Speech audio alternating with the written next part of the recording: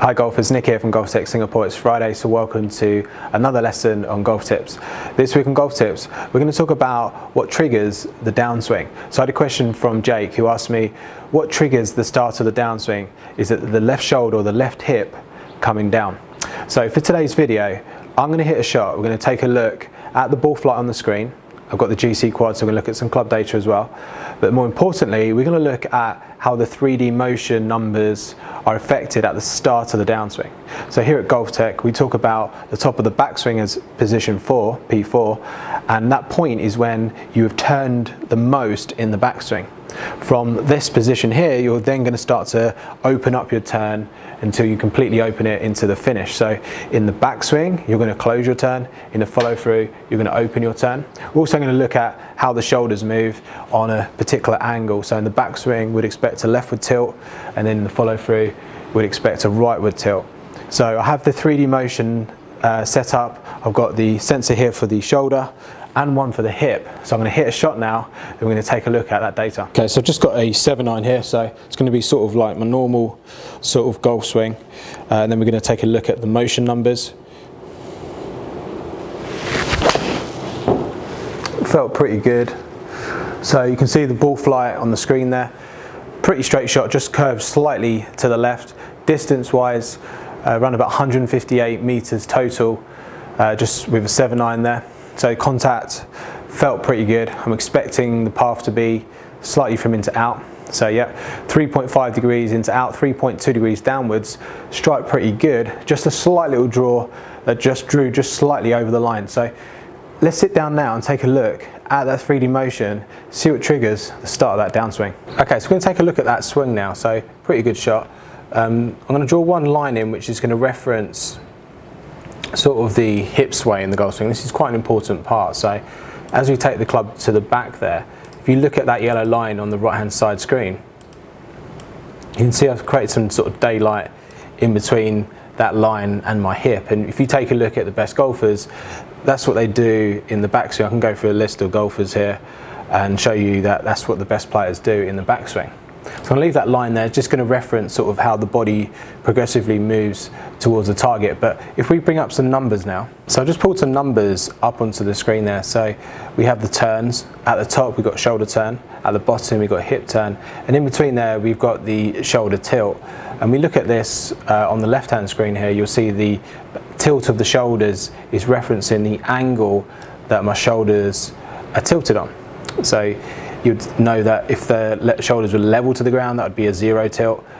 You can see they're 36 degrees tilted to the left, and in the finish you would actually expect a tilt to the right, which we'll look at in a second. So we're going to kind of look at the numbers and how they change in the downswing leading up to the impact position. So we're going to go sort of like frame by frame here. So just before we start the swing down, just notice there the shoulder turn is at 95 degrees closed. The hip turn is at 39 degrees closed. So as soon as I start this downswing, you can start to see how those numbers are changing straight away. So from shoulder turn has gone from 95 to 94, hip turn from 39 to 37. If it keeps going, shoulder turn 93, hip turn 26. So you would say that the hip turn is changing quicker at this point.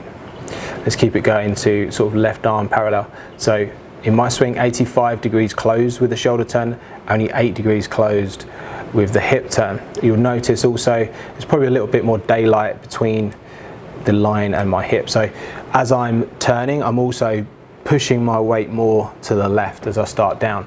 So by this stage here, I've roughly got 70 to 75% of my weight on the left side once my left arm is at parallel.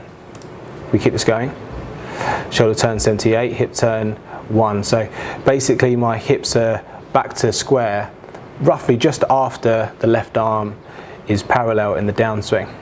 As I keep going, the hip turn is now opening, shoulder turn still closed. Keep this going.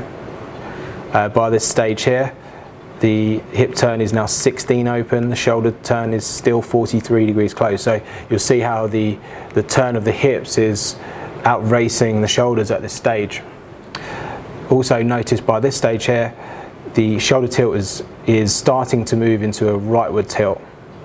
So just before impact, the shoulder tilt is now becoming rightward tilt, and you'd see this from the face-on camera on the right hand side.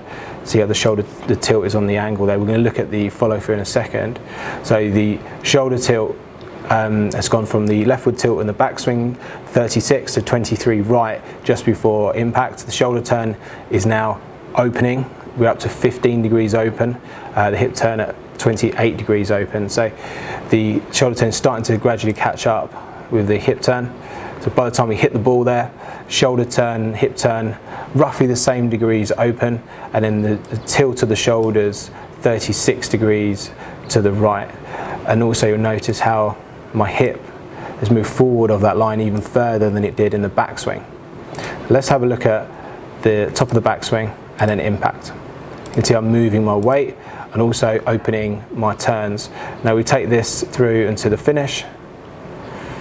By the time we get into position 9, which is the follow through where I've turned the most, I've now got my shoulder turn up to 131, hip turn at 103, which is around about the tour average, and then my shoulder tilt is at 14 to the right, which is kind of, if you look at the left hand screen, roughly the shoulders tilted to the right. So you can see backswing, shoulder tilt to the left, follow through, tilted to the right, backswing, closing the turn, follow through, opening the turn. So you'll notice there a couple of key points really would be that in the backswing the shoulder turn is greater than the hip turn. However, at the start of the downswing, the hip turn you would say is moving quicker than my shoulder turn. However, by the time we get to impact, they're roughly the same.